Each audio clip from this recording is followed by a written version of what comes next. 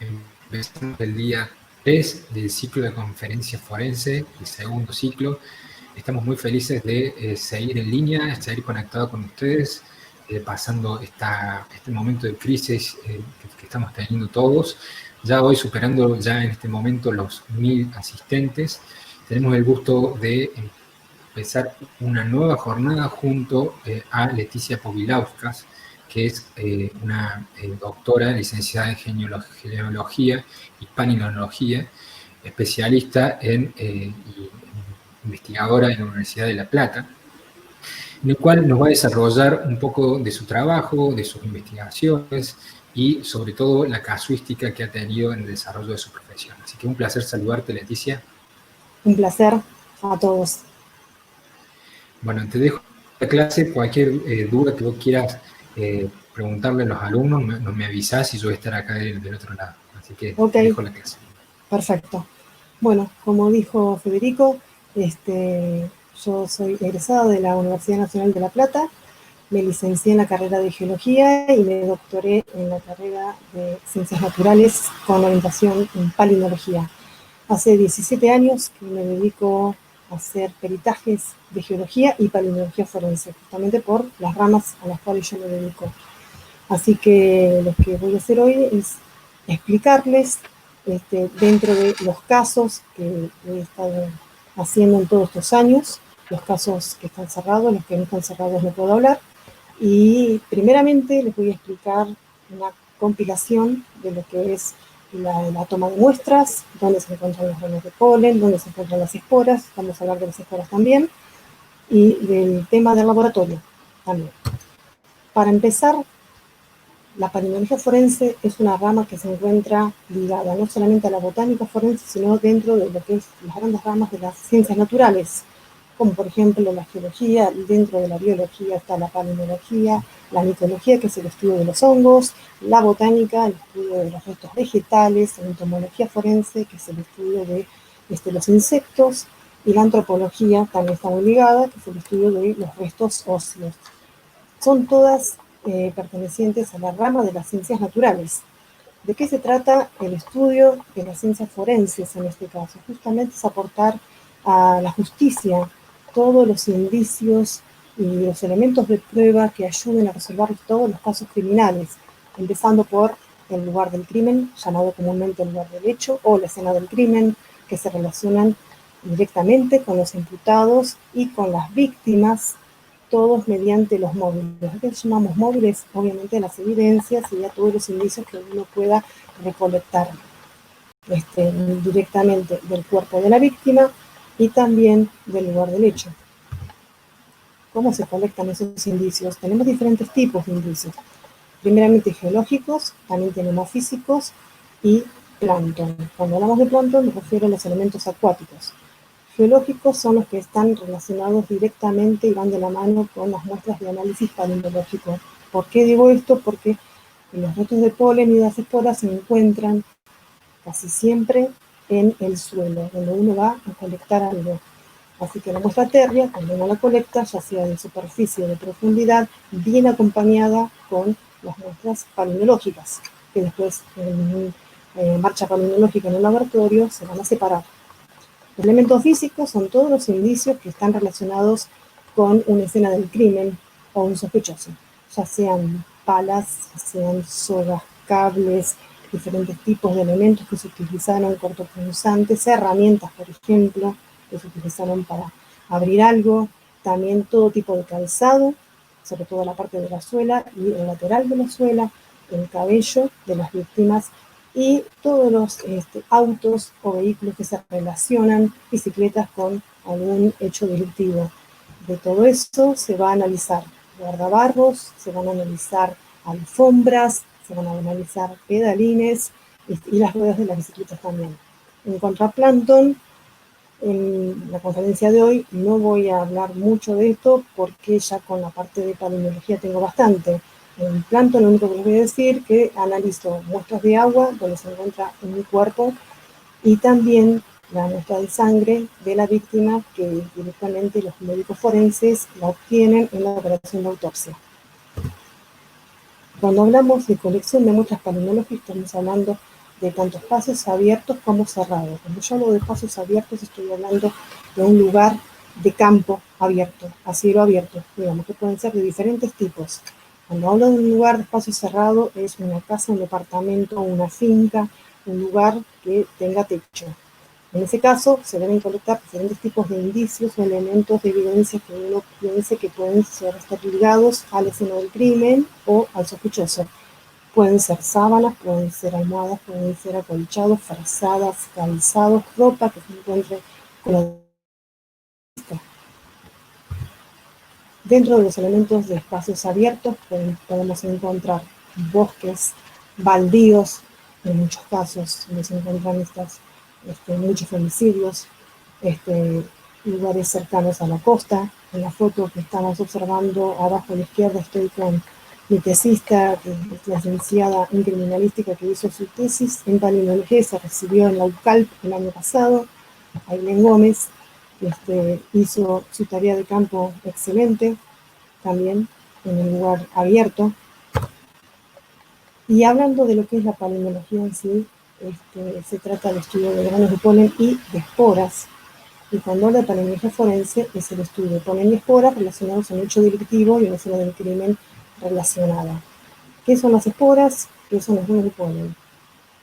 Las dos partes pertenecen a lo que son los productos de las plantas, pero las esporas pertenecen a las plantas inferiores y los granos de polen se relacionan a las plantas superiores. Ahí tenemos algunos ejemplos de esporas sacadas al microscopio, donde podemos observar diferentes tipos de formas, diferentes tipos de ornamentación de la pared externa. Una de las causas que uno puede llegar a encontrar una especie determinada en una muestra relacionada a un hecho delictivo se refiere a la ornamentación de la pared externa de esa espora o de grano de polen. ¿Por qué la pared externa? Porque es lo único que prevalece en el largo del tiempo. El contenido interior no prevalece tanto, sin embargo la parte externa, al estar formada por polenina, que significa que puede perdurar a lo largo del tiempo, y también sobre el ataque de los ácidos al laboratorio, que por eso los puedo estudiar, podemos dar con géneros y especies diferentes, de lugares diferentes y de ambientes diferentes. Por eso podemos determinar qué especie hay en cada muestra. ¿A qué uno llega al final de una pericia? A ver si las especies de granos de polen y esporas son las mismas en una muestra con otras y son compatibles entre sí o no. De acuerdo a lo que son las plantas inferiores que yo les hablaba recién, que producen esporas, ¿cuáles son esos grupos de plantas inferiores? Bueno, son los musgos, los líquenes, son las briofitas, las licofitas, las eosinofitas, que son las plantas articuladas como Equisetum, los helechos, mayoritariamente. Hoy en día tenemos una mayoría plagada de muchas especies diferentes de helechos. Y las plantas superiores, en este caso, están colonizadas mayormente por el grupo de las angiospermas, que son los llamados grupos de plantas con flores. Presentan frutos con semilla, tenemos desde árboles, arbustos, también hierbas y plantas flotantes. Las plantas superiores también, en menor grupo, hoy en día son las gimnospermas. ¿Por qué? Porque están colonizando más angiospermas que las gimnospermas. ¿Qué son las gimnospermas? Son las plantas vasculares que presentan semillas desnudas, no como las angiospermas. Ahí tenemos el grupo de las cicas, el grupo de los gingos, como el gingo biloba, los pinos, las araucarias, el presus y las taxales. Y como les dije recién, la botánica forense va de la mano junto con la palinología forense, porque en un lugar del crimen vamos a encontrar intrínsecamente relacionada diferentes especies de plantas con el suelo en sí, como estamos viendo en la fotografía, donde tenemos un cuerpo desnudo en el cual está en contacto directo con el suelo y con las plantas. Así que cuando uno va a tomar una muestra de suelo para encontrar qué tipos de polen o esporas podemos llegar a tener, hay que sacar fotografías diferentes del lugar, del ambiente donde uno encuentra una escena del crimen. Aquí estamos viendo la forma en que se recolecta granos de polen y esporas en esos tubitos Eppendorf, que son mayoritariamente usados en laboratorio. Hasta acá vamos bien. ¿Hay alguna pregunta para hacer? Ahí te voy a activar el chat si querés para hacer alguna, si los chicos quieren hacer una pregunta inicial sobre la Ah, introducción. sí. Activo el chat, ahí vemos qué dicen los chicos. Uh-huh. De paso también, si querés, podemos hacerle alguna de las encuestas que tenemos grabadas. No sé si se te ocurre alguna. Sí, por ejemplo, ¿cuánto tiempo piensan que puede llegar a perdurar un grano de polen en el ambiente sobre el suelo? Obviamente sin haber polinizado a la planta femenina, hasta que uno pueda encontrar que ya no tenga más el contenido celular vivo en su interior. Bueno, entonces ahí le voy a hacer una encuesta mientras también hacen preguntas abiertas. ¿De cuánto tiempo creen que puede observar el contenido interno celular de un grano de polen en una espora? Están ahí las Uh-huh. opciones, ahí vemos cómo va votando la gente y ya te digo cómo fue la votación. Ah, dale. Preguntar a Mario el tema de la forma adecuada del levantamiento y la cantidad necesaria. No sé si querés que esperemos más adelante, que vos vas a dar respuesta. La forma de levantamiento, hay diferentes tipos de formas de levantamiento, que vamos a verlas en diapositivas más adelante, que las voy a explicar, pero ya te estoy diciendo que hay en forma de superficie y en profundidad. Depende si un cuerpo lo encontrás sobre la superficie tirado o en profundidad. Ahí hay diferentes formas de levantamiento de muestras. En cuanto a la cantidad, es siempre la misma. ¿Qué cantidad se necesita para hacer un análisis palinológico de tierra? Ya sea de la superficie, en la parte de abajo o más profunda, es siempre la misma, aproximadamente 50 gramos. ¿Cuántos son 50 gramos? No, uno no va a ir con la balanza del campo a medirlas. Es lo que entra en el puño de la mano. La tierra que entra en el puño de la mano son aproximadamente 50 gramos. Todos tenemos manos diferentes, pero más o menos lo que uno encuentra ahí lo colecta siempre con utensilios que generalmente se usan para colección de muestras y los ponemos en tubos de ensayo de plástico o frascos colectores de orina cerrados con tapa rosca, sin tener en cuenta obviamente que no se lleguen a contaminar con el resto de las muestras. Ajá. Perfecto. Mira, respecto a la encuesta, el 15% dijo que duran entre 1 y 2 días, el 60% de 7 a 10 días y el 23% de 15 a 20 días. O sea, la mayoría se podría decir que acertó, ¿no? Sí, la mayoría, el 60%, duran entre 7, 8 y 9 días, es lo que suele durar el polen o la espora en el medio ambiente. ¿Qué es lo que pasa? Cuando sale del aparato reproductor masculino el grano de polen y va a polinizar la parte femenina y no llega a polinizarla, cae al suelo. Eso que está pululando en el aire y luego cae en el suelo, más de 7, 8, 9 días ya no aguanta, porque las condiciones ambientales no son propicias para que ese polen siga viviendo. Obviamente, solo no va a poder perdurar. Entonces la especie va a tratar de polinizar la mayor cantidad de plantas posibles para poder seguir la especie en sí, en vida. Así que todo lo que cae en el suelo va a ser, digamos, negativo para la especie en sí, positivo para mí que lo voy a colectar. ¿Se entiende? Más de 7, Claro. 8, 9, 10 días no va a aguantar. Por eso yo si agarro una planta que en este momento esté en periodo de floración y hago un preparado palinológico directo, lo llevo al microscopio y voy a poder mirar el contenido vivo. Ahora, si lo dejo aguardando en un tubito Eppendorf durante 9 días, cuando lo voy a mirar en el microscopio no voy a tener contenido interno, que tampoco me importa, porque para mí, para llegar a analizar una estructura de la pared externa del polen y de la espora, que eso me va a dar a llegar a con una especie determinada, yo no estoy mirando el contenido vivo, porque el contenido vivo celular es siempre el mismo. Yo lo que miro es la pared externa, porque todo el polen y las esporas se caracterizan por forma, tamaño y ornamentación de las paredes externas, justamente. Así que a eso voy a llegar yo. Si tiene contenido interno, en realidad yo no voy a mirar eso, voy a mirar la parte externa. Perfecto. Bueno, sigamos entonces, después cualquier cosa volvemos con las preguntas. Ok. Bueno, para todo este tema de recolección de material de polen, de muestras térreas, y en la marcha de análisis palinológico en el laboratorio, hay que seguir un cierto protocolo.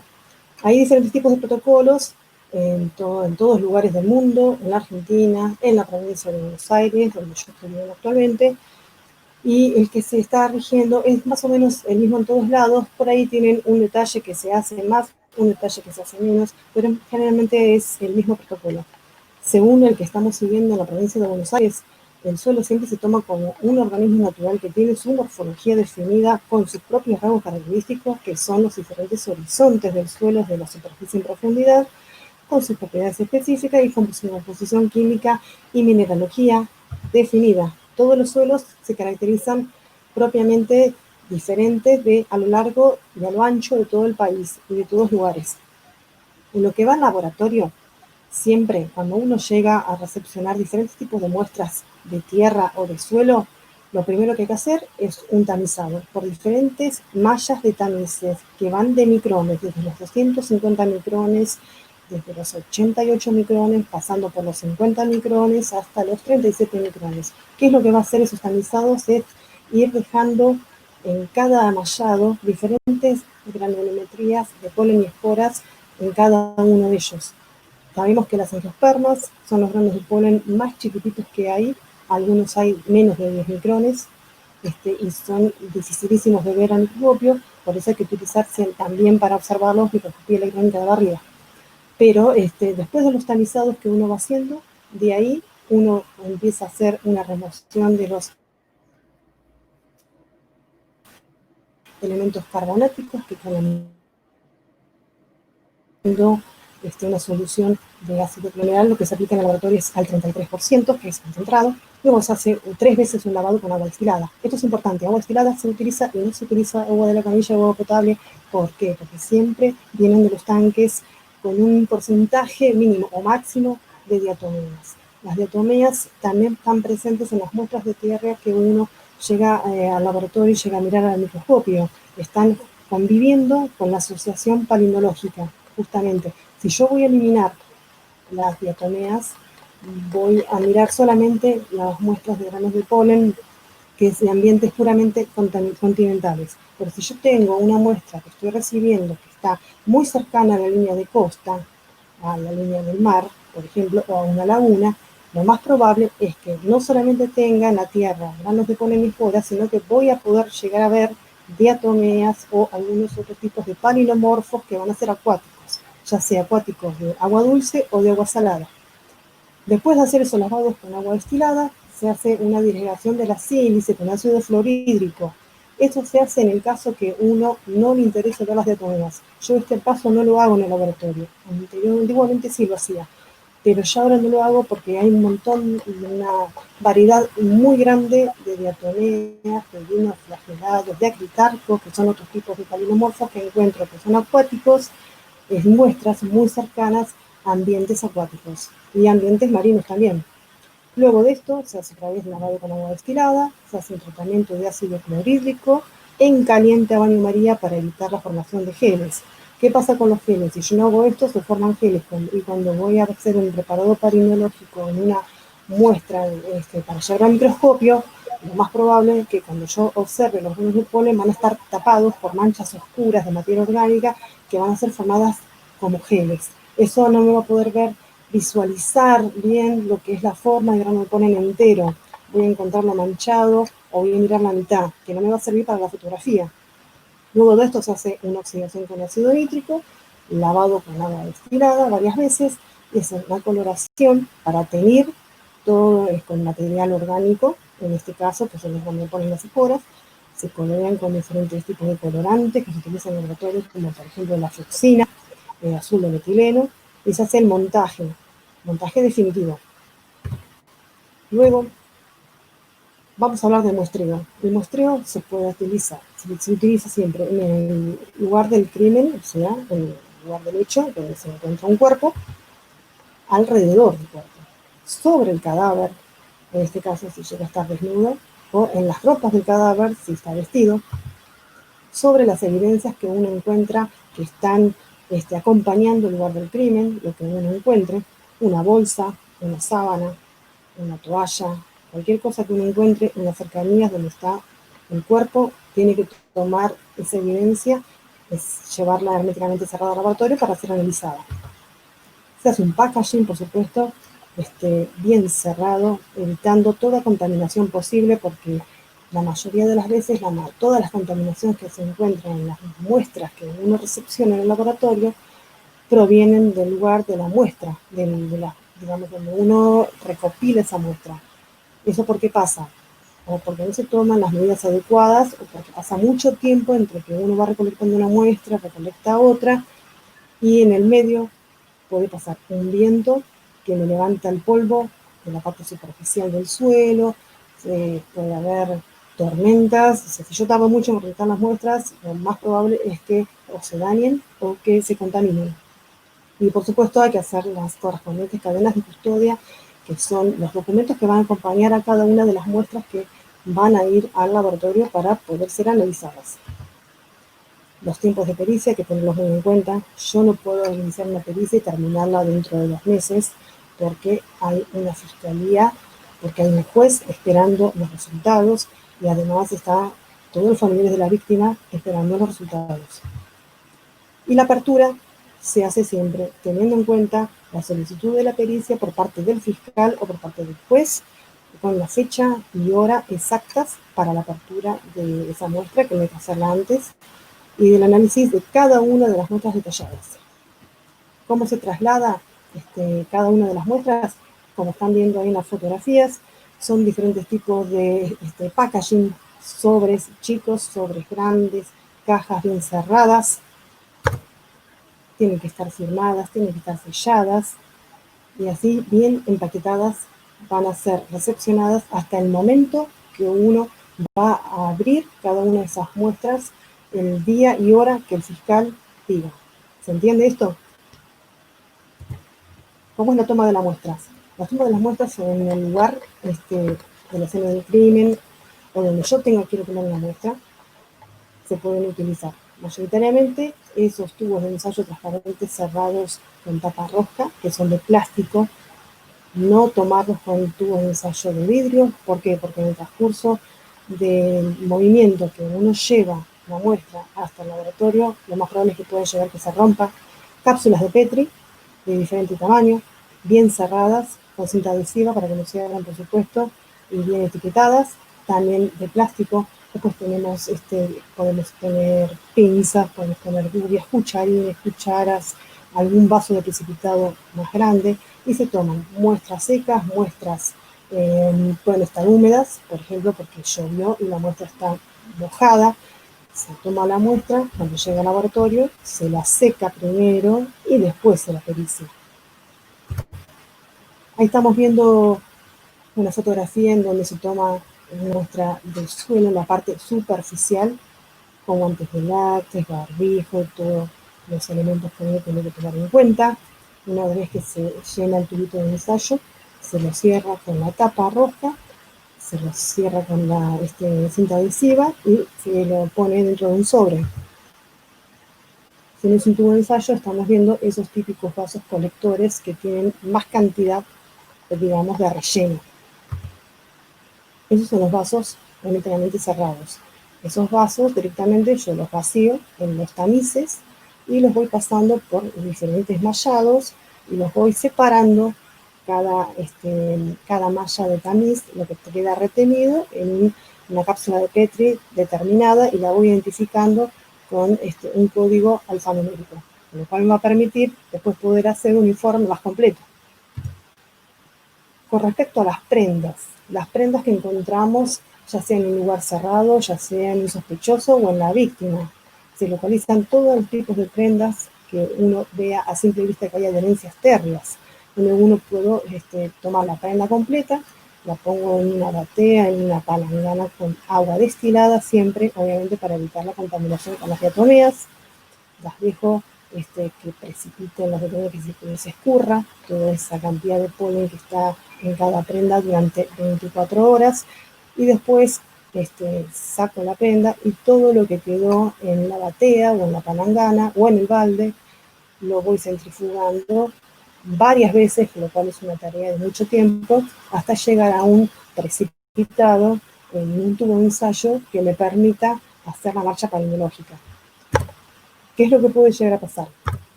Varias veces suele pasar que se encuentran prendas que a simple vista no tengan adherencias térreas, que están totalmente limpias.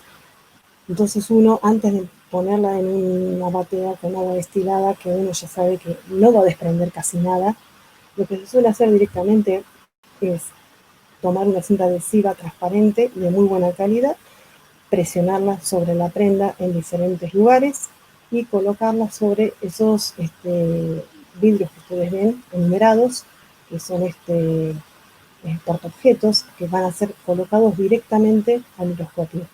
Así es como voy a ver, digamos, el polen desnudo completamente y con los granos minerales que vienen acompañados, porque no olvidemos que el polen va a estar adherido y el único cúpulo de suelo, digamos, de polvo puede llegar a estar acompañado también, inclusive materia orgánica también. Eso va a estar todo mezclado, con lo cual me va a dificultar la observación de los granos de polen puros, pero para eso tengo que hacer muchísimos preparados. En una prenda a veces suelo hacer entre 20 y 30 preparados microscópicos y los llevo al microscopio y bueno, voy haciendo el análisis de cada especie y género que voy observando. Con respecto a calzado, el calzado también puede parecer o muy impregnado en barro, como estamos observando. Por lo general, los laterales de la suela y la parte de abajo de la suela lo coloco sobre una cápsula de Petri y con un bisturí voy sacando todos los agregados de sedimento que están pegados, barro, lodo, y si está muy mojado, lo meto directamente en un balde hasta completarlo de agua destilada y sumergirlo y observar que se desprenda todo en 24 horas. Y después esto lo voy a llevar también a la centrífuga. O también puede pasar que en muchos casos aparece el calzado totalmente limpio, como estamos viendo acá, zapatillas o botas donde uno da una vuelta y la suela aparece completamente limpia.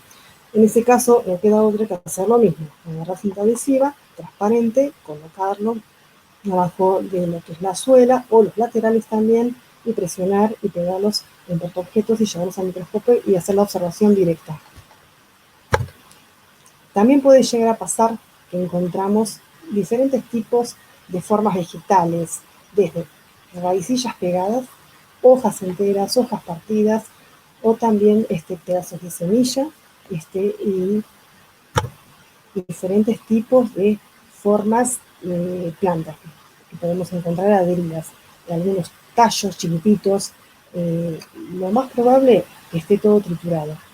Lo mejor de todo es que encontremos hojas enteras, porque si la hoja está triturada en 1000 pedazos no me va a permitir llegar a ninguna observación a la lupa binocular de qué tipo de planta se trata.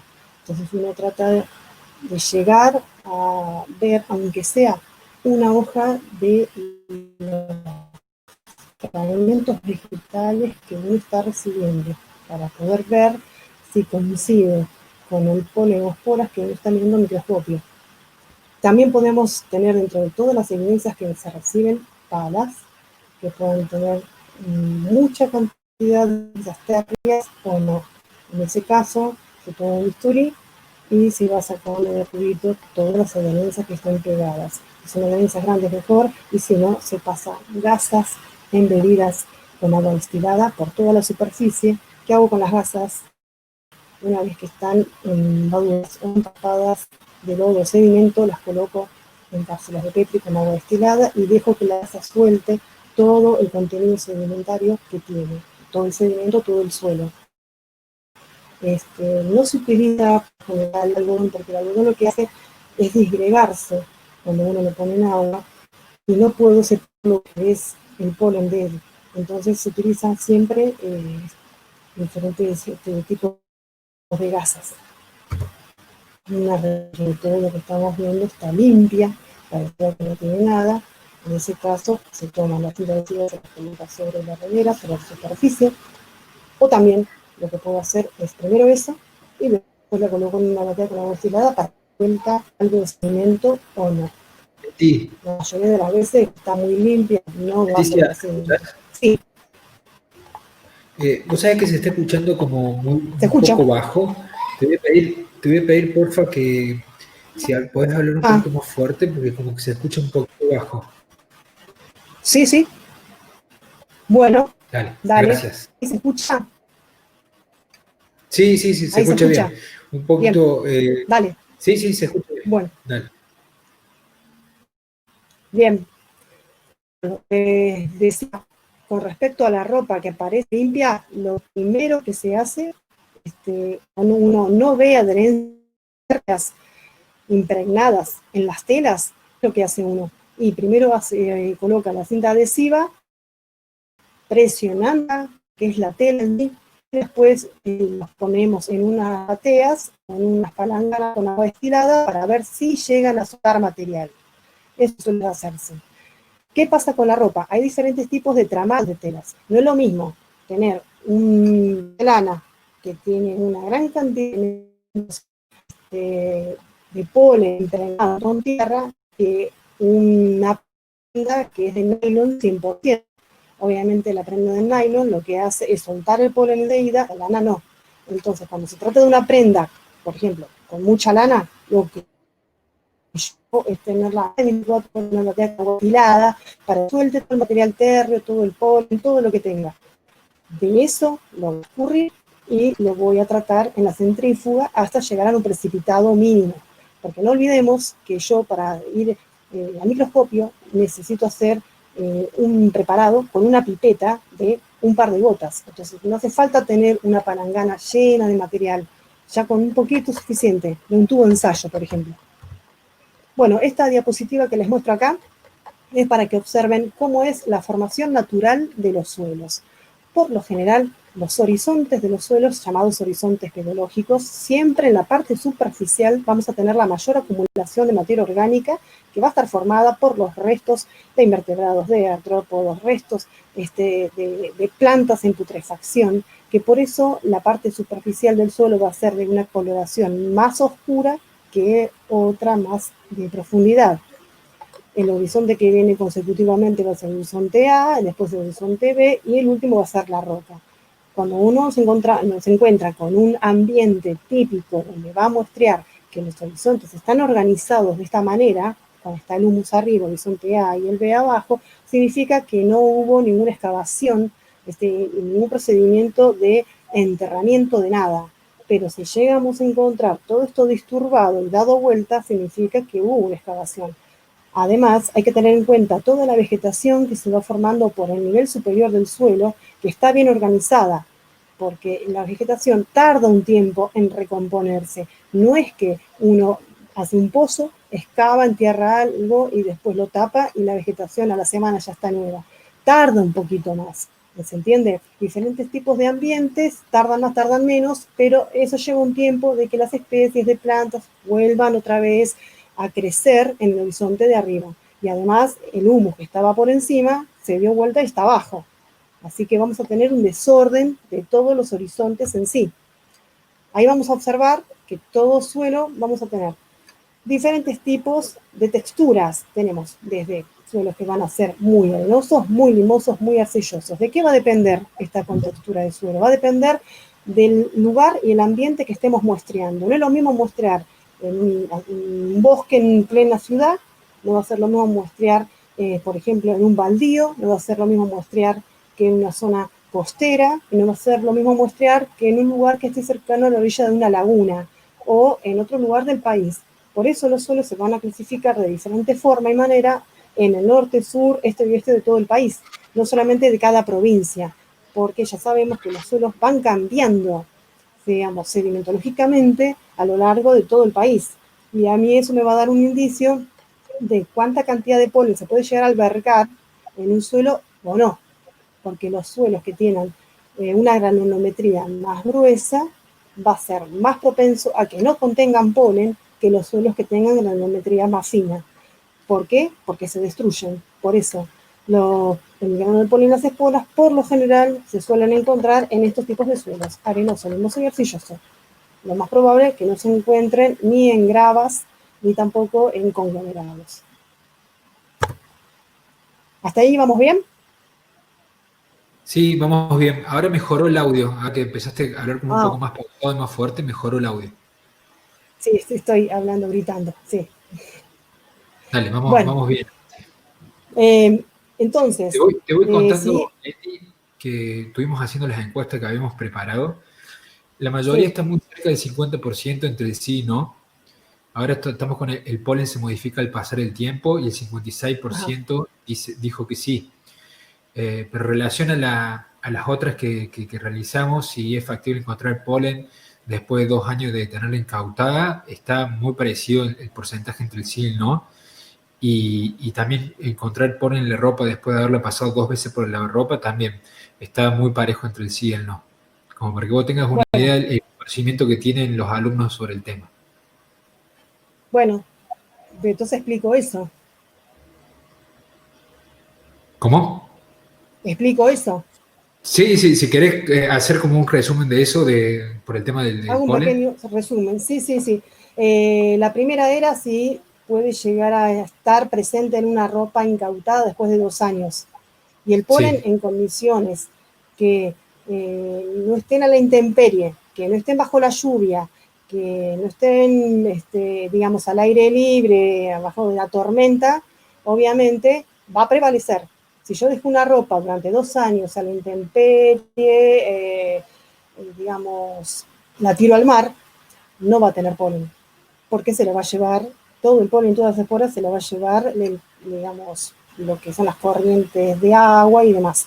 Ahora, si yo tengo una ropa con polen y esporas abundantes y yo la quiero prevalecer, obviamente la voy a tener dentro de un lugar donde haya poco oxígeno, porque el oxígeno lo que hace es la proliferación de las bacterias se van a comer al contenido interno del polen, lo que voy a hacer es sacarla de un lugar donde haya, digamos, corrientes de agua, y la voy a poner en un lugar donde no esté ligado al ambiente en sí. Entonces, ¿qué voy a tener que hacer? Agarrar una prenda, por ejemplo, para que prevalezca, o la voy a poner en una bolsa herméticamente cerrada de madera, o que nadie la toque, o la puedo enterrar, digamos, a una cierta profundidad y la dejo ahí. Eso va a tener polen, porque no se va a biodegradar con el tiempo, ¿se entiende? Eso va a prevalecer. Ahora, si está en la atmósfera, sí, se va a degradar, obviamente. Respecto a las prendas pasadas por los lavarropas, una vez al lavarropas no sé si puede llegar a sacarse todo el polen, pero pasado 2 veces o 3 veces por el lavarropas, lo saco del lavarropa y no lo tengo en contacto con la atmósfera, no se contamina, no va a tener polen. ¿Se entiende? Ahora, si seco la muestra a la atmósfera, se va a contaminar. perfecto, perfecto. Y el tema del lavarropa, Ese, hablé recién, el sí, tema de no, digo, lavarropa. claro, me refiero, ¿qué pasa si llega a ser, por ejemplo, más veces? Va a ser exactamente igual. Sí, más de 3 veces es lo mismo, se va saliendo con el tema de los lavados, la rotación, los centrifugamientos que va a tener el lavarropas, ¿viste? Todos esos programas, sobre todo los que tienen muchas revoluciones por minuto. Así que uno Claro, pasa por agua y lo pasa y lo pasa y lo pasa y se va soltando todo el tiempo. claro. Y el tema de los sedimentos por más de 10 años fue un 70% prácticamente que sí, que sí Sí, puede llegar a estar. Eso está bien. sí, por supuesto que sí, porque de hecho existe justamente la ciencia dentro de la palinología, que es la palinología, a la cual uno estudia polen y esporas fósiles, que tienen millones de años de antigüedad y que se encuentran dentro de las rocas. Entonces, ¿uno qué hace? En vez de agarrar una muestra de suelo, agarra una roca en sí, que puede llegar a haber tenido plantas, en su momento, y uno piensa que puede esperar que haya polen, entonces ¿qué hace? Disgrega la roca en el laboratorio hasta llegar a triturarla al menos de una granometría de 2 milímetros de cada gránulo, eso con un mortero se hace, hasta llegar a triturar la roca entera. De ahí ya pasamos a la parte de los tamices y lo que venimos haciendo con lo que es el laboratorio que recién les expliqué. Generalmente en la parte de las ciencias forenses no llegan rocas, llegan muestras de suelos disgregadas. A lo sumo puede llegar algún calcrete formado, que ahí uno saca las dimensiones, lo mide y lo informa y después pasa a triturarlo, pero rocas en sí no llegan. Eso mayormente pasa en los análisis paleopalinológicos y siempre se encuentra polen. Perfecto. Sigamos nomás entonces. Bueno. Gracias a todos los asistentes por la participación. Bueno, gracias. Bueno, con respecto al principio de intercambio de local, es el principio que se basa justamente la investigación de geología y paleontología forense. ¿De qué trata? De que todos objetos que están en contacto entre sí, por ejemplo, el cuerpo de una víctima con el suelo, hay una transferencia de elementos del uno al otro. Y si hay indicios o evidencias, también hay transferencia. De eso se basa el principio de intercambio de local. Por eso podemos analizar y llegar a resultados factibles cuando uno se presenta al juicio o en los juzgados de qué es lo que pudo haber pasado con cada hecho criminal. Eso les quería hablar ahora, las muestras de los tejidos. Podemos sacar en un cuerpo que no tenga ropa, no tenga calzado y esté desnudo. Uno dice, ¿cómo hacemos para encontrar el polen ahí? Directamente, bueno, se sacan las muestras de polen que pueden llegar a estar en los cuerpos directamente en el lugar del sitio o en la morgue. Podemos sacar muestras de polen sobre la piel. Hay que tener cuidado, hay cuerpos que están en avanzado estado de putrefacción, otros que no, o sea, se realiza un pequeño raspado con un bisturí sobre las zonas de la piel donde uno ve a simple vista que hay demencias térreas y se las colocan cápsulas de Petri, se las colecta y se las cierra. Después con el pelo, eso directamente se hace en la morgue, se coloca en una batea todo el pelo, digamos, de la víctima, con agua destilada abundante para que se suelte todo el contenido de material sedimentológico y palinológico que esté entrampado en el pelo. Siempre el pelo, siempre va a contener el polen, porque es como una colecta general de polen. ¿Qué cantidad necesito yo llevarme al laboratorio? Más o menos unos 50 mililitros, ya suficiente para analizar en el laboratorio. No hace falta llevarme baldes enteros con el agua sacada del pelo. Y después de las uñas. Con este tema hay que tener un poco de cuidado porque de las uñas a veces directamente se pueden sacar con un bisturí por abajo de la uña el material terrestre que uno encuentre, que pueda llegar a ver que está, y si no lo ve, con una gasa humedecida impregnada en agua destilada, saca de cada una de las uñas y se embolsan en sobres de papel y se llevan al laboratorio.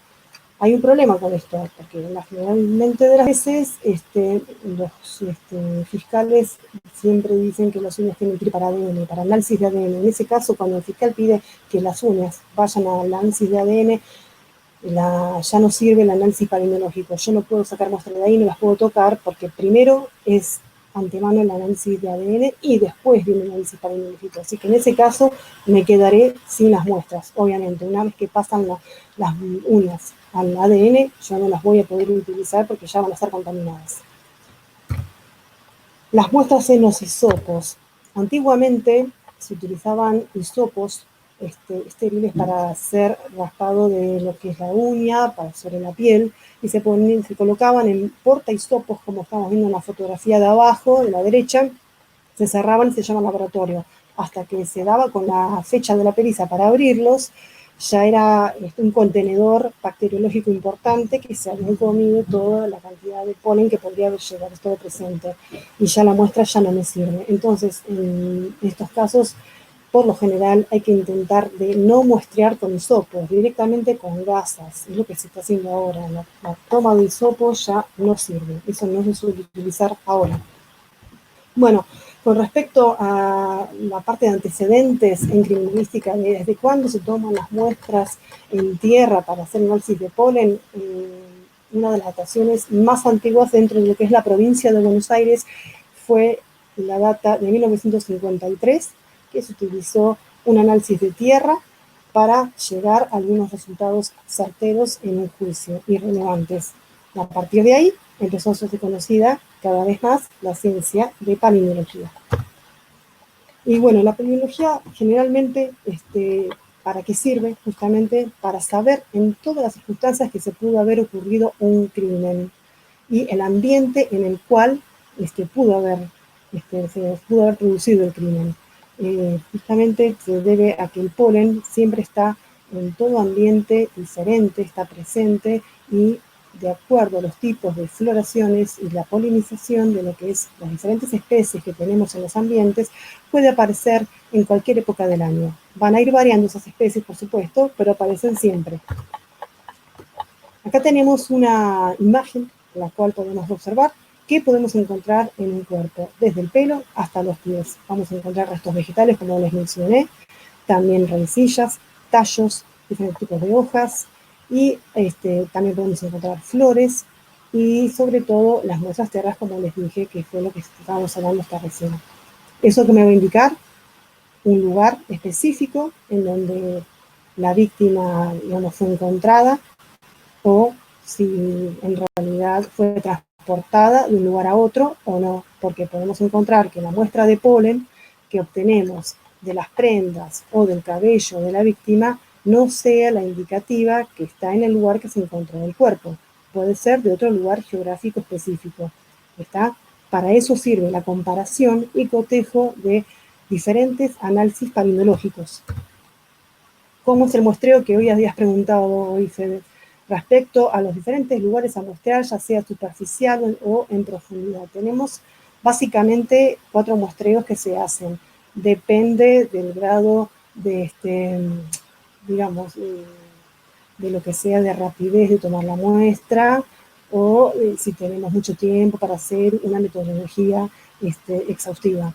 Tenemos lo más básico que se suele utilizar es el muestreo al azar, como estamos mirando en la primera fotografía, donde vamos a obtener el lugar a muestrear, donde tenemos supuestamente en el centro un cuerpo. ¿Y qué vamos a hacer? Al azar vamos a tomar diferentes tipos de muestras. Esas submuestras se llevan al laboratorio y se pueden tomar todas directamente juntas al azar para ser indicativas de un lugar, o podemos hacer una especie de submuestras del lugar completo muestrear. En este caso estamos hablando de muestreo estratificado, donde en el campo donde está el cuerpo hallado vamos a hacer una divisoria de líneas imaginarias verticales y horizontales, y de cada cuadrícula o subcuadrícula que estamos viendo vamos a tener unas submuestras de un subcampo y otras submuestras de otros subcampos. Cada subcampo va a ser analizado por separado. Después tenemos el muestreo de áreas de referencia, que es un muestreo mucho más acotado en lo que es a una cuadrícula más específica y más chiquita con respecto al cuerpo que uno encuentra. Esas muestras se toman todas juntas y se analizan como un todo en el laboratorio. Y después, por último, vamos a tener el muestreo por cuadrícula, que es el más común que se utiliza. Para este muestreo es necesario tener mucho tiempo en el lugar del crimen. ¿Por qué? Porque tenemos que hacer una divisoria de líneas imaginarias con una cuadrícula a diferentes metros de equidistancia, y vamos a tomar cada subcuadrícula una muestra en el centro o en las diagonales, como podemos ver en el extremo derecho. ¿Qué hago con cada una de las muestras? Las rotulo por separado, las llevo al laboratorio para analizar cada una, con lo cual eso me va a llevar mucho tiempo de análisis, porque cada muestra lleva un procesamiento de varios días. También después del procesamiento hay que mirar al microscopio y analizar y encontrar las especies características de cada una de esas muestras y ver la compatibilidad que tiene una muestra con otra. Ya en este caso, de muestreo por cuadrícula, donde tenemos una gran cantidad de muestras, lo que se suele hacer es un análisis estadístico de una muestra comparada con otras. ¿Está? Para este tipo de muestreo por cuadrícula, por lo general, tenemos que tener la suerte de tener un buen clima, que no haya tormenta, que no se levanten vientos, que nos alarguen lluvias torrenciales, porque todo eso me va a hacer un lavado de las muestras que yo voy a estar recopilando en el momento. Y tenemos que estar con el fiscal en el momento que esté supervisando todo esto, por supuesto. Ahí vamos a ver en el caso de un cuerpo que va a estar enterrado a una cierta profundidad. Ya sabemos que justamente algunos femicidios no solamente tratan de dejar los cuerpos librados a su suerte en la superficie, sino que los entierran, unos muy profundamente, otros no tanto. Entonces ahí vamos a tener que hacer, por lo general, una perforación vertical, se llama en geología un barreno vertical, con alguna especie de pala, o un barrenado, y hay que empezar viendo la diferencia topográfica del nivel del suelo y la diferencia de vegetación que vamos a estar observando en cuanto a la coloración, en cuanto a lo que yo les venía diciendo anteriormente en la diapositiva, si el suelo va a estar disturbado, si van a estar dando vuelta a los horizontes, porque a simple vista uno, dentro de todo, puede observar que la topografía va a cambiar y la vegetación también. ¿Qué vamos a observar? Ahí vemos otra diapositiva, que está mucho más clara. Por encima del cuerpo, donde fue el enterramiento, vamos a encontrar todos los horizontes dando vueltas que van a estar, están sobre el cuerpo. Vamos a encontrar que el horizonte de la derecha, que es el suelo no disturbado, va a estar por encima y el de encima va a estar por abajo y toda la vegetación va a estar mezclada. Entonces ahí voy a tener que sacar muestras de la superficie por abajo unos 10-15 centímetros, más abajo también, hasta llegar a dar con el cuerpo. Una vez que uno encuentra el cuerpo, tiene que sacar una muestra de tierra inmediatamente por abajo del cuerpo también. ¿Para qué sirve esto? Para poder ver el cotejo y la comparación si las especies son las mismas o si cambian y entre sí y con las del costado. Por eso hay que tomar varias muestras también circundantes al lugar. ¿Hasta ahora vamos bien? Vamos bien, no sé si querés que hacer alguna pregunta a los alumnos o Dale, si, no a ver sé si tienen alguna duda, les habilito el si chat tienen, dale, si tienen dudas, dale. para ver si quieren agregar algo o hacer alguna consulta. Dale, decime vos. Dale, ahí activé el chat, esperemos un ratito que están escribiendo en este momento.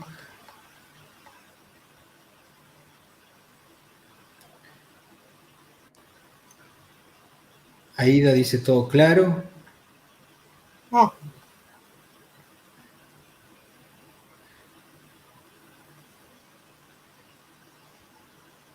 ¿Cuántos casos tenés al mes? Dice Rosana.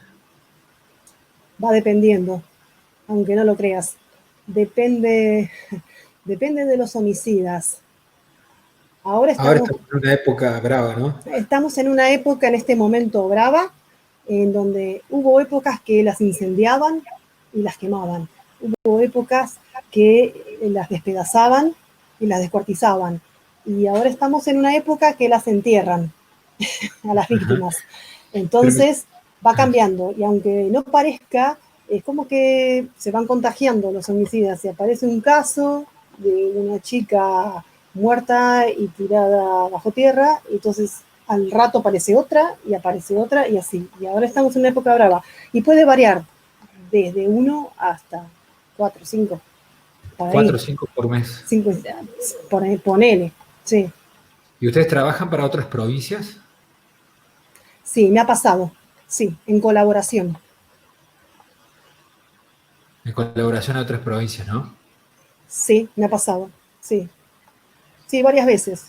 El tema de un cuerpo quemado, ¿es posible encontrar polen? No. Mirá, esa rama de la palynología, en realidad yo no me dedico porque ya bastante estoy intentando resolver también el tema de las diatomeas cuando me encuentro víctimas, digamos, que están en contacto con agua, así que tengo que saber las especies de diatomeas que hay, las que no, dinoflagelados en el caso del mar, que me está pasando, y el tema del polen, si se encuentra en víctimas que han sido quemadas, no me dedico. ¿Por qué? Porque es otra rama de la ciencia que se llama antracología, que es el estudio de los elementos vegetales, digamos, en los carbones. Así que hay que hacer otro tipo de instrumentación, otro tipo de procesamiento, que yo no lo hago y tampoco tengo la técnica para hacerlo. Así que me dedico a lo que es la palynología forense en sí y lo que es la parte de elementos acuáticos. Claro. Eso preguntaba recién, con el tema del caso de Maldonado, de Santiago Maldonado, ¿se trabajó con elementos acuáticos? Sí, se trabajó con elementos acuáticos y en ese caso estuvo una diatomóloga, justamente. Ajá. Y en relación a los puntos periciales que se preguntan para el punto de vista de la palinología, está relacionado a establecer a dónde estaba ubicado el victimario y también la víctima, en ambos Sí, casos. se relaciona si estuvieron en el mismo lugar o si fueron de otras regiones, Claro. ¿entendés? Y en relación al caso de Santiago Maldonado, el punto pericial a resolver, ¿está vinculado a la posición del cuerpo de la víctima? No. En palinología, no, Sí. no, ¿Y no. cuál fue el punto pericial que tuviste que resolver ahí en ese caso? La asociación palinológica que encontré. Ajá. Que te permitió concluir que Y yo creo que las conclusiones mías salieron por todos los medios, ya todo el mundo lo sabe seguramente, lo que puse. Lo que pasó que fue, yo no solamente hice un análisis de palinología, sino que hice un análisis de hidrogeología de aguas de río, y pude llegar a lo que es analizar las corrientes de agua de un río de montaña, no es lo mismo que un río de llanura, la cantidad de polen, del tipo de floración que había en el momento, en esa región donde se lo encontró, y si daba o no con lo que era la ropa. Ajá, está perfecto.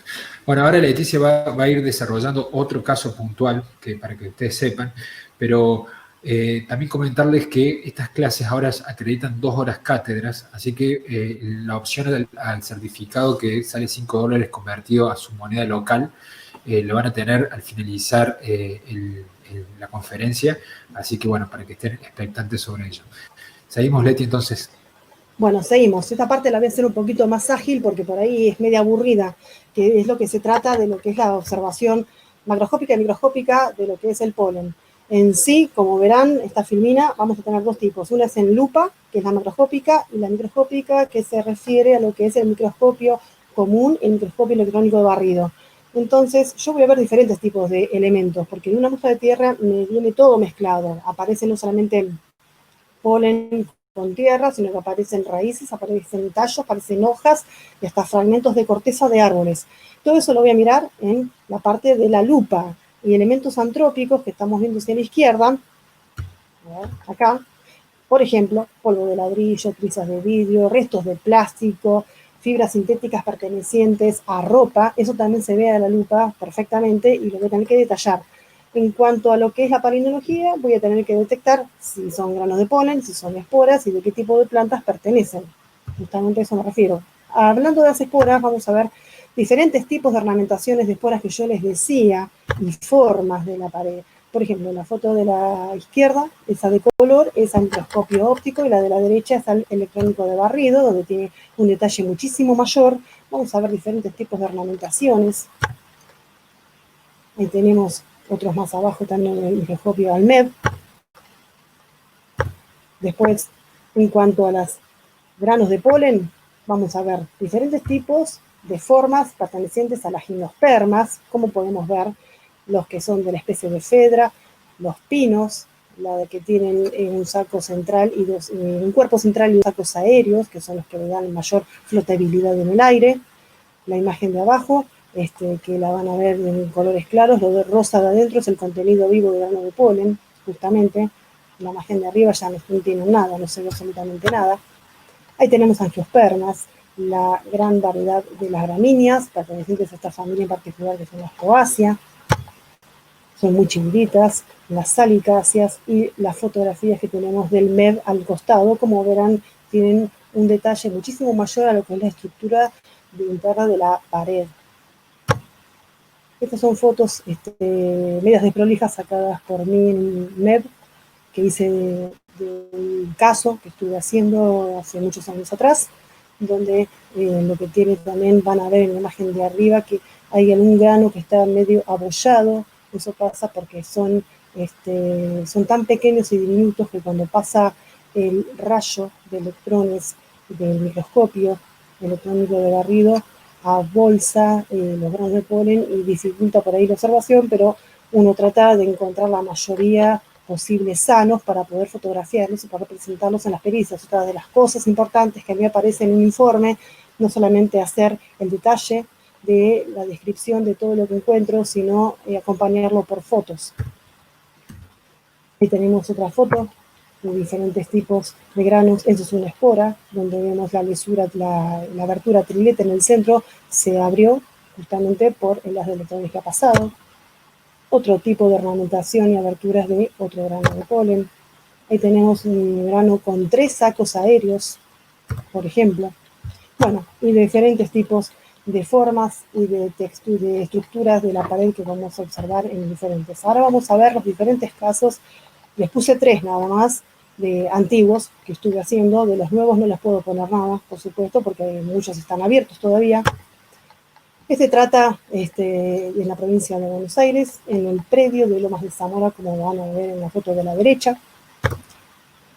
Lo que hice fue analizar la asociación paleontológica que recuperé de diferentes cosas, como por ejemplo la ropa de la víctima, unos borceguíes que me llegaron que eran de un sospechoso, junto con 2 palas que se incautaron en la casa de ese sospechoso, y las muestras térreas con la palinoflora circundante de lo que era el lugar de la escena del crimen.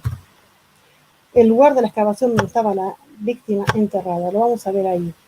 Era un predio ancho, muy extenso, de Santa Catalina.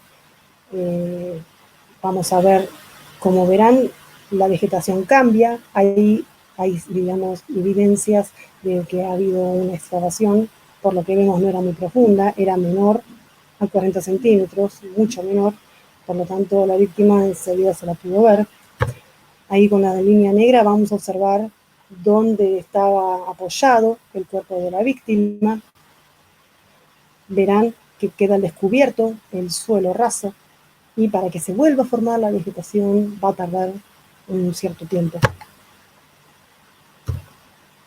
Eso se encontraba, ese lugar, a unos 1000 metros de la entrada al predio de la Santa Catalina. Ese predio es una reserva natural municipal que se ubicaba a unos 50 cuadras de lo que era el centro de Lomas de Zamora y pertenecía a la Facultad de Ciencias Agrarias de la Universidad de Lomas de Zamora. Ese predio contaba con una laguna y también tenía estaciones de trenes, que se hizo un relevamiento de todo el lugar, de las estaciones de trenes y también de las personas que trabajaban en el predio en sí, incluyendo a todo el personal. Se identificó las muestras obtenidas de la ropa, en este caso esa remera que por lo que se ve tiene unas adherencias térreas visibles, y lo que hice fue meterlo en una batea con agua destilada para que suelte todo ese material térreo. Las 2 palas incautadas de la casa del sospechoso, a las cuales con un bisturí les saqué todo el material térreo, y después les pasé gasas también embebidas con agua destilada, que ese es el material colectado en cápsulas de Petri, lo cual es bastante abundante. A mí con eso me sobró y me alcanzó. Y después los borceguíes que estaban embarrados prácticamente, que pertenecían al sospechoso. Esa es la asociación paleontológica que yo pude recuperar. Podemos ver que tenemos diferentes tipos de familias, de plantas. Tenemos las salicáceas, que son las 2 primeras, las poáceas, que son las gramíneas, ciperácea y arácea. Esos son los resultados que pude obtener. Dentro del grupo de la salicácea, la más abundante de todas las familias era Populus, que Populus es el álamo o chopo, y también estaba acompañada por granos de polen pertenecientes al género Stipa. Y en forma subordinada había encontrado ciperáceas, que era Ciperia fortunus, y alguna que otra arácea. Eso fue encontrado en la ropa de la víctima. La excavación, que eran las muestras térreas que sacaron de ahí, y las inmediaciones también, el taxón que dominaba más del 80% era Populus, justamente las salicáceas.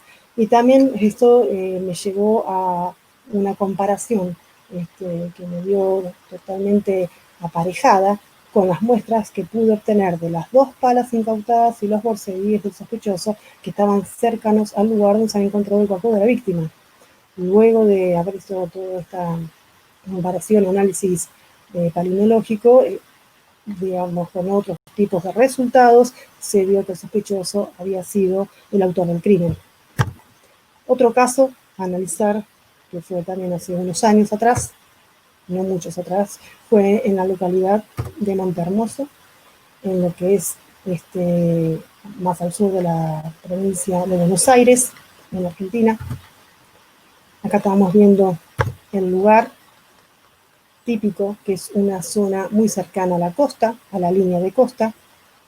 Ahí vamos a ver el lugar donde se encontró en una fotografía aérea el cuerpo. En el 2015 pasó esto, se encontró el cuerpo de una víctima que estaba enterrado en las dunas y estuvo exhaustivamente buscada durante 5 días.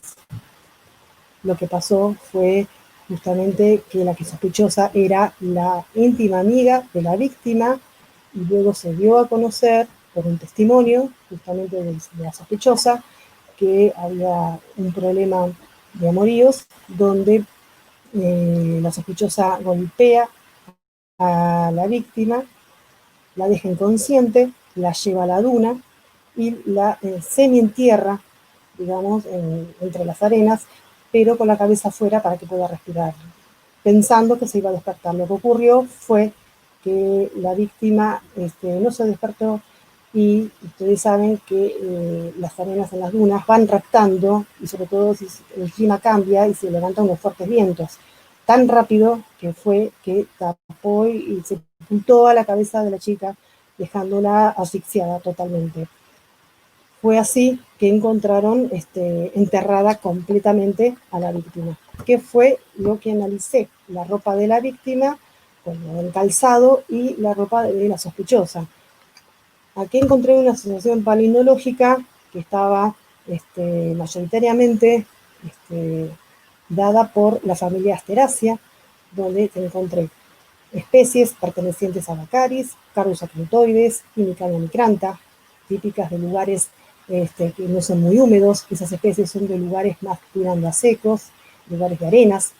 Poaceae, que son las típicas gramíneas, y algunas leguminosas en forma subordinada con fagáceas y salis nigras y pópulos también, en forma muy subordinada. Acá lo que quiero destacar es lo que más abunda son las especies que se tienen en cuenta.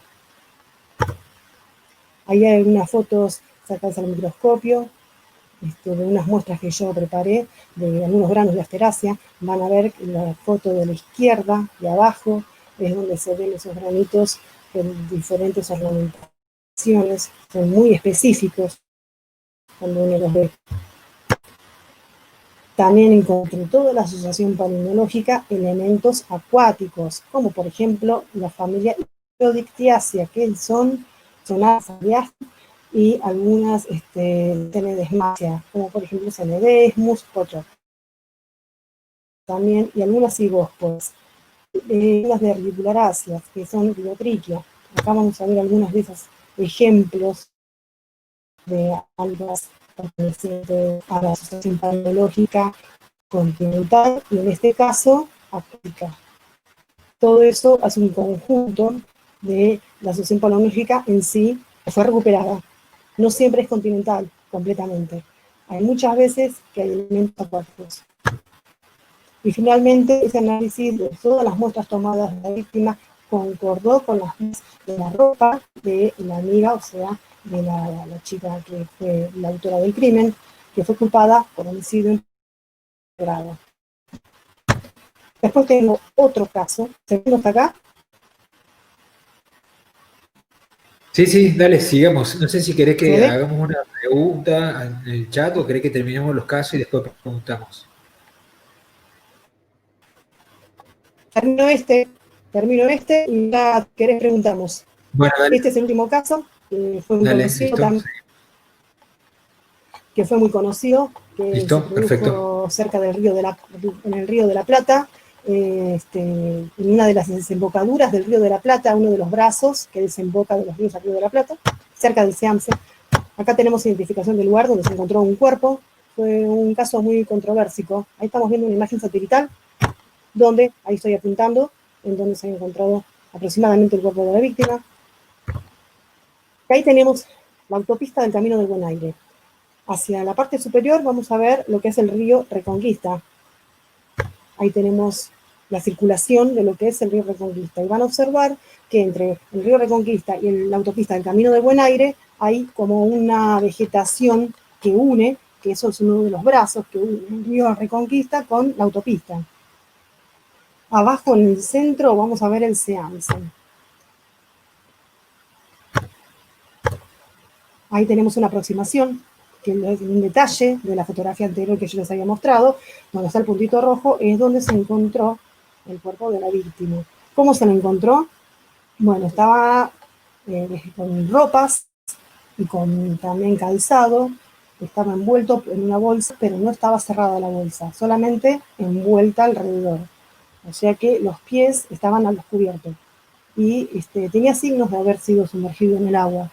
El descubrimiento se realizó de la víctima un mes después de haber desaparecido la chica. O sea que estuvo 30 días a la intemperie, semi envuelto en esa bolsa de nylon, al borde del río Reconquista, donde el nivel del agua subía y bajaba continuamente. Se hicieron intensos rastrillajes hasta que se pudo llegar al momento de encontrar el cuerpo. Se realizó, por supuesto, un análisis de toda la flora del lugar, donde, por lo que se puede llegar a ver en las fotografías, teníamos una vegetación muy acumulada, donde no se podían acceder con autos, había que ir a pie, sí o sí, o sea, el cuerpo lo llevaron a pie, y eran mayormente cañaverales, justamente. También se encontró un auto que estaba incautado y muy relacionado a un sospechoso. Ahí tenemos diferentes tipos de fotos de lo que es el lugar, donde vamos a ver el típico ambiente de cañaverales, y son una vegetación demasiado tupida, de muy difícil acceso, inclusive a pie también, y se analizaron tanto la ropa como el calzado de la víctima, y además se analizó lo que sería la bolsa, en la cual, que era de cuerina, no era de nylon, una bolsa de cuerina que estaba envuelta a la víctima, y también se analizó el auto incautado. Acá vamos a ver, como yo les decía, cuando tengo muchas muestras o tengo mucha diversidad de géneros o especies, ¿qué es lo que hago? Hago un análisis de estadística donde analicé las diferentes especies que encontré en el lugar donde se encontró la víctima, de las vestimentas y calzado y del auto secuestrado. De las tres cosas. Todas esas cosas me dieron positivo. Mayoritariamente, de todas las especies encontradas, las que siempre se encontraban presentes y abundaban era la familia de las poáceas, que las familias y salicáceas. Dentro de las poáceas estaba un género específicamente de los cañaverales que se llama Arundo donax. Ahí sí, con todas esas muestras, una matriz básica de datos en donde tomé en la columna vertical los diferentes géneros de las especies encontradas en todas las prendas y muestras tomadas, y en la parte superficial de arriba, de la que sería todas las filas, tenemos de la número 1 a la 6, son justamente las muestras tomadas de la escena del crimen, de las muestras de la 7 a la 11 de la vestimenta y del calzado, y de la 12 a la última 16 del auto secuestrado. Sobre todo las muestras pertenecientes al baúl del auto secuestrado. Como ustedes verán en esa matriz, la especie que siempre estuvo presente en todas las muestras, uno dice presencia, cero ausencia, es Arundo donax, justamente la especie que estuvo todo el tiempo, en todas las muestras que yo analicé. Populus también estuvo en cierta forma presente, no tanto como Arundo, pero en la mayoría de las muestras. ¿Eso qué me permitió a mí? Acá tenemos un ejemplo de Calistemo citrinus, que saqué al microscopio electrónico de barrido, el grupo de las mirtáceas, que es para que vean los granos de polen como son, un aglomerado, digamos, muy fuerte de pólenes, por lo general, es una muestra palinológicamente positiva cuando tengo en la pantalla 3 pólenes, y en este caso estamos viendo que hay 20 gramos de polen en una pantalla, o sea, es muy fértil. Ahí tenemos la formita de lo que es el Calistemo citrinus.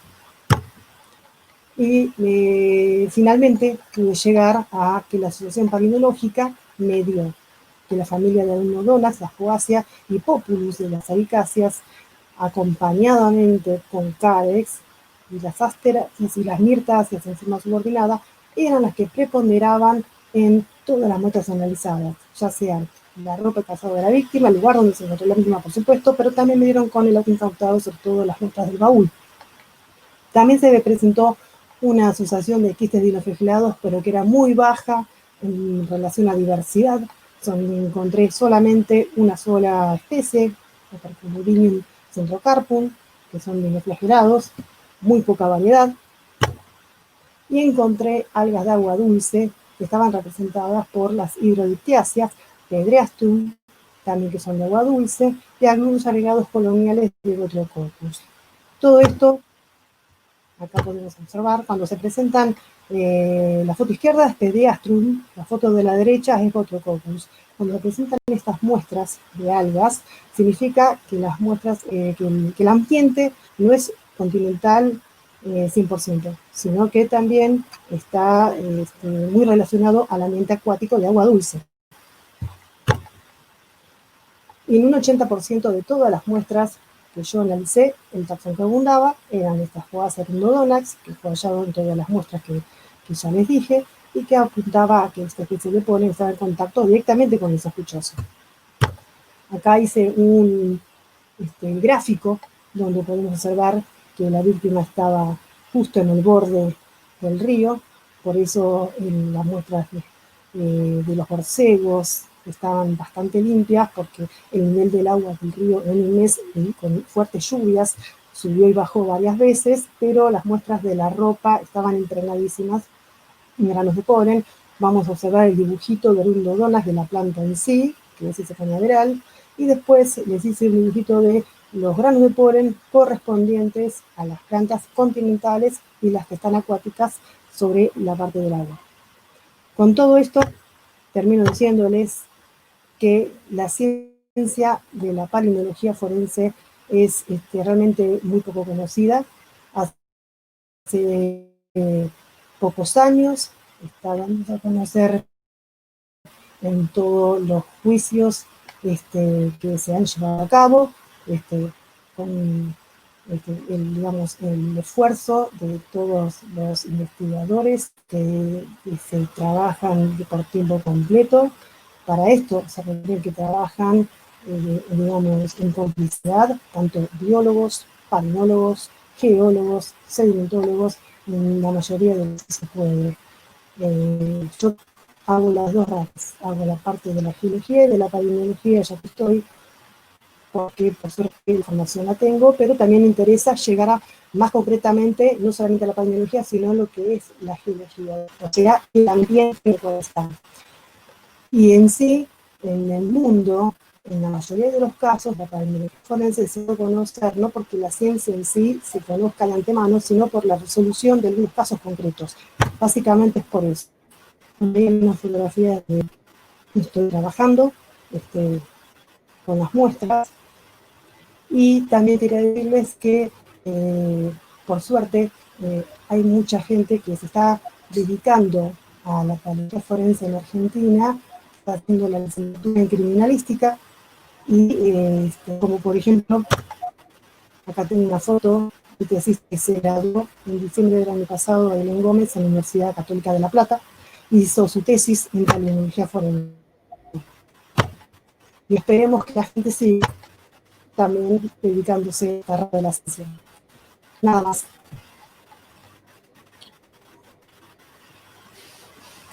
Leti, bueno, agradecerte. Ahora vamos a abrir la posibilidad de las preguntas de los alumnos, que Dale. pueden ser varias. Pero también quería hacerte yo una consulta. Viendo la utilidad que pueden tener estas técnicas en la resolución de casos concretos, y también analizando el desconocimiento que hay en muchos países sobre el alcance y la utilidad de la palinología forense, yo me imagino, tengo dos inquietudes. La primera, ¿cómo hace alguien, por ejemplo, que trabaja en una policía científica para poder incorporar este tipo de trabajo? ¿Qué formación necesita? ¿Cómo puede estudiar sobre el tema? ¿Cómo puede formarse para poder trabajar como lo hacen ustedes? Hay dos caminos. Uno, que es, digamos, el más fácil, gente que haga la licenciatura en criminalística y que se dedique posteriormente a lo que es el polen, con sucesivos trabajos y con sucesivos tesinas, tesis, máster. Ese es el camino más fácil a llegar. Y el otro camino es el más difícil, que fue el mío, que yo me gradué directamente de geóloga, no pasé por la licenciatura criminalística, después de la geología hice un doctorado en palinología, otro camino más difícil todavía. Hoy en día es dificilísimo terminar una licenciatura y después hacer un doctorado para poder dedicarse a lo que es la parte forense. Casi nadie lo hace, en realidad. Lo más normal y lo más simple es que hagan la licenciatura en criminalística, que se formen en la rama de las ciencias naturales, en este caso la palinología, y que de ahí sigan. Pero, por ejemplo, tenemos acá un asistente que es técnico en papiloscopía, ¿sí? Y que tiene Sí. especialista, que es bueno, que tiene formación en lo que es levantamiento de rastro en la escena del crimen y todo lo demás. Y quiere especializarse en palinología. ¿Cómo puede hacer? ¿A dónde tiene que estudiar? Y si hay alguna formación a distancia. Mira, yo soy docente de la Universidad Nacional de La Plata, de una materia de grado, pero además hace 3 años estoy dando una materia de posgrado a licenciados y a doctores también, abogados, a toda rama de forenses. La estoy dando en forma presencial hasta el año pasado, con un curso de 40 horas semanales en una semana, de lunes a viernes, de horario de 9 a 17, imagínate, con teórico práctico, y ahí salen con certificado directamente avalado por la Universidad Nacional de La Plata. Pero a partir de toda esta pandemia que estamos viendo, estoy recibiendo numerosos correos preguntándome si voy a dictar la materia a distancia. Así que yo estoy viendo de proponerle a la Universidad de La Plata que de hacer la materia de posgrado este año a distancia directamente, que yo creo que va a ser mucho más factible de que haya más cantidad de alumnos a distancia que en forma presencial, porque en forma presencial tienen que irse a la ciudad de La Plata y estar una semana metidos y en la facultad, y si no son de esa ciudad tienen que alquilarse algo para estar, como me ha pasado con varios alumnos. Así que lo más probable es que a partir de este año la haga a distancia. Exactamente, buenísimo. Bueno, Leti, ahí vamos a abrir el chat para preguntas de los alumnos. Antes les quiero Dale. comentar de que tienen la posibilidad, aquellos que quieran adquirir los 10 certificados del ciclo, la posibilidad de pagar solamente 5 y tener acceso a los 10, es decir, tener 5 gratuitos. Ahí les dejo el link para acceder a esta promoción. Si hay alguno que pagó un certificado y necesita los otros 4, le voy a pasar ahora las consultas para que pidan el link pertinente. Pero tengan en cuenta que esta promoción de adquirir los 10 certificados va a caducar hoy, ¿sí? Después se va a tener que pagar todos los certificados de manera independiente. Así que aquellos que le interese documentar la formación y el tiempo que han invertido, tienen aquí el link para acceder. Voy a habilitar el chat a ver si tenemos alguna duda, algo puntual sobre los casos que trabajaron, sobre el actual desde mi punto de vista.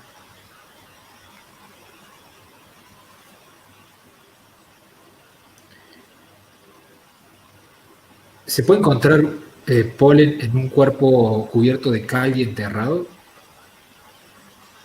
¿Con cal? No. Sí. Es decir, completamente cubierto con cal, no. No, porque la cal en realidad lo que hace es comerse todo.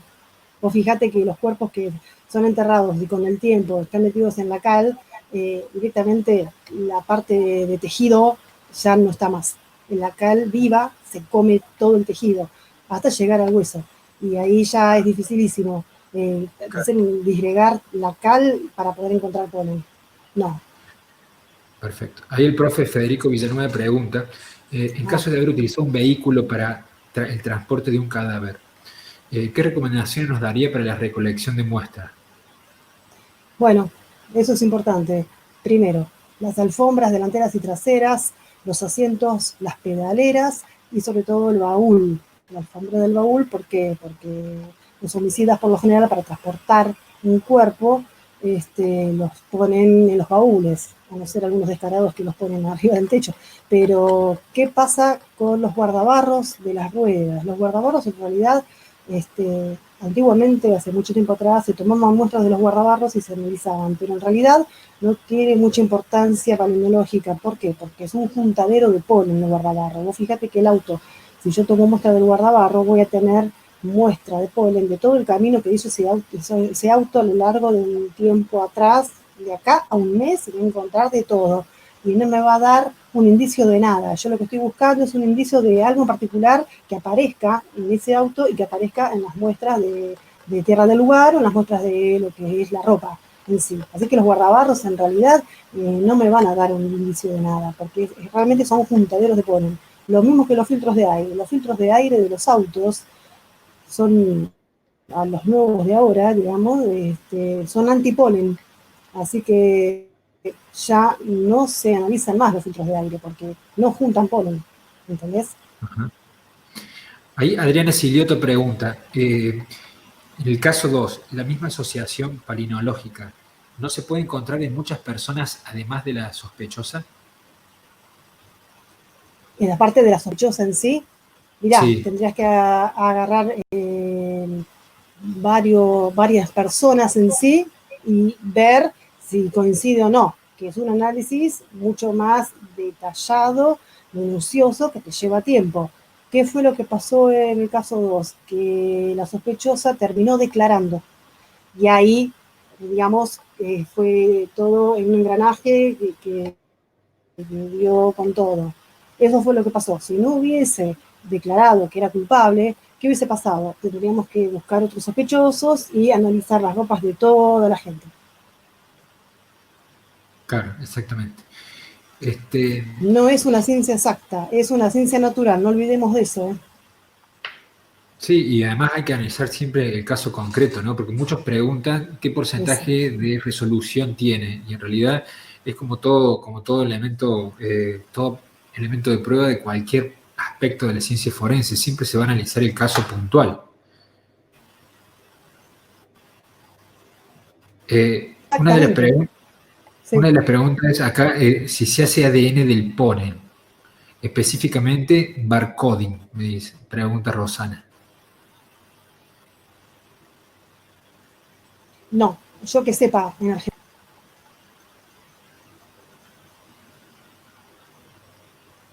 Está bien. A ver, bueno, hay muchísimas preguntas y la verdad que son todas muy interesantes para preguntar, pero creo que estaríamos varias horas acá. Vamos a hacer la última pregunta. Adelaida, que dice, ¿cómo se debería efectuar el proceso de secado para muestras que están húmedas o mojadas? En estufa, directamente. Las muestras de tierra que vienen, nunca ponerlas en bolsas de nylon, por supuesto. ¿Qué pasa en la bolsa de nylon si la pones? Se hace una microflora bacteriana que se come todo el polen. Entonces, por eso se juntan esas muestras en los tarritos, se ponen en sobres de papel y cuando llegan al laboratorio se tratan de secar en las estufas para que estén secas. Porque uno dice, dentro de 15 días tengo la apertura de la pericia, pero puede llegar a pasar que algo en la fiscalía surge y que te cancelan la fecha de pericia y te la pasan por 15 días más o por otros 15 días más y vamos al cabo de 40 días que está la cosa esperando y si yo la tengo húmeda cuando la voy a abrir me quedé sin nada. Entonces, cuando llega la muestra, si está mojadas, a la estufa. Perfecto. Ahí preguntaban, ¿el análisis estadístico de presencia y ausencia va acompañado de un análisis clúster? Yo en la parte científica sí, trato de hacer un análisis clúster, lleva mucho más tiempo. En el caso que estoy apurada porque necesitan los fiscales saber el resultado, no lo puedo hacer, ni tampoco puedo hacer el análisis estadístico, pero sí lo hago cuando tengo un poco de tiempo, aplico clúster. ¿Te ha tocado, Leti, de ir a exponer en juicio? Sí, sí, Y varias yo veces. me, yo me pongo a pensar la estrategia defensiva, los abogados defensores, ¿cómo atacan tu trabajo? Porque realmente es difícil hacerte preguntas desde el punto de vista técnico y las preguntas que se me ocurre que podrían hacer es que ese polen lo podrían tener montones de personas, cientos de miles de personas. ¿Qué tanto va a atribuir al supuesto autor? Porque va cambiando según la localidad geográfica. Por eso, primero que los abogados defensores no saben por dónde empezar a atacarme y cuando comienzan, lo primero que preguntan es ¿y cuántos kilómetros o metros cambia esta flora y cambia para otra? dependiendo del lugar donde se produjo el crimen, yo puedo ir respondiendo eso.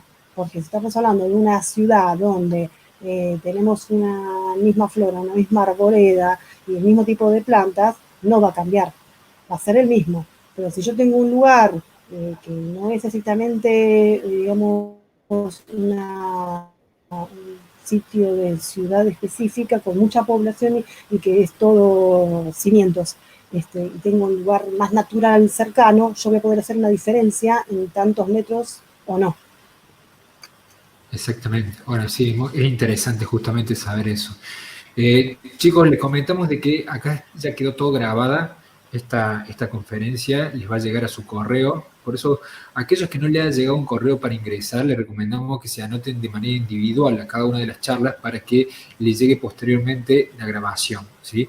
No obstante, esta mañana se les mandó a todos ustedes un correo en el cual está el acceso a todas las grabaciones del ciclo que se van a ir generando ahí y también cada uno de los regalos que son información adicional sobre la exposición de cada ponente.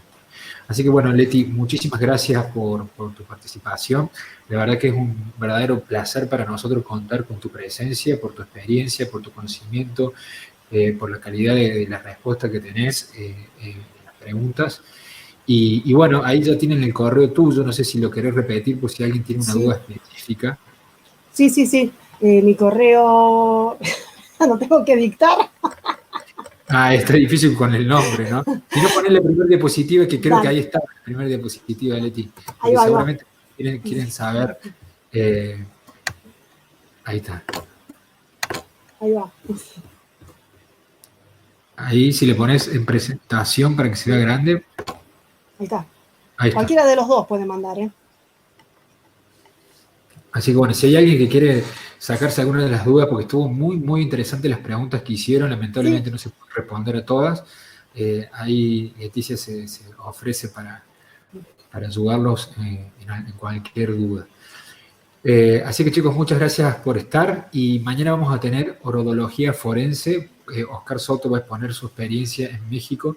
Va a estar muy interesante la charla y realmente aquellos que no conocen sobre casuística se van a sorprender mañana. Un saludo grande y nos vemos, Leti. Gracias por todo, gracias por estar. Nos vemos a todos. Chao. Adiós, chau, chau.